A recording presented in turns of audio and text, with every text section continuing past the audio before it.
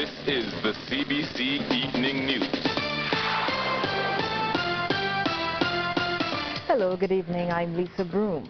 A book detailing the birth, childhood and final days of the late Prime Minister David Thompson has been launched. It's described as a family biography by Mr. Thompson's mother, Margaret, who wrote the book. More in this report.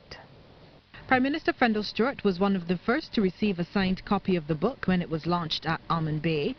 It was written by the late Prime Minister's mother, Margaret, who stresses that it gives a true perspective of Mr. Thompson's life at all stages, from the time of his birth in London up until his passing. She explains that the family biography took about 3.5 years to complete. It was the most challenging book I have ever written. I became highly emotional at times, and as Mara said, I had to walk away from it. I even took a trip to London last year in order to distance myself from it and to recharge my batteries, so to speak. Editor Emeritus Harold Hoyt says readers will not find a political biography of the late Prime Minister, who served in the post for about 2 years. He said instead it shows a side of Mr. Thompson to which many would not have otherwise had access. Margaret has been very deliberate in trying to tell us who this guy was that she gave birth to. This is a story about how they struggled in England right up to his very untimely death, which we all still continue very much to mourn.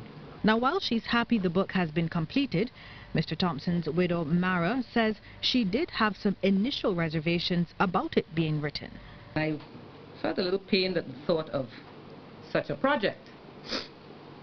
And as the months went by and the 3 years, I realized that Margaret herself must have felt some sort of pain, because there were several stoppages and she had to let some time go by and then she'd start again.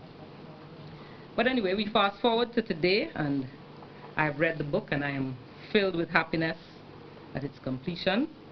In fact, I was messaging Liz today. We were WhatsApping each other, and she said that I'm reading Mom's book right now. And her words were so much laughing, occasional tears. Culture Minister Stephen Lashley delivered the feature address, noting that the book is an important addition to the literature on the culture and heritage of the island.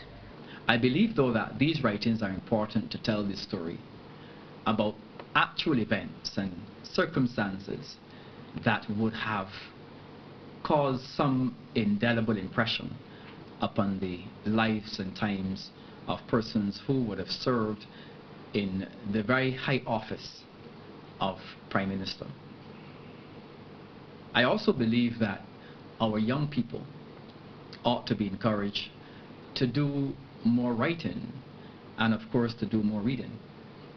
And I hope that this book, written in the manner that it has been written, in a very user-friendly way, can find its way in our primary schools, in our secondary schools, indeed our tertiary institutions. From London to Ilaro Court, a dream cut short is now available for sale island-wide.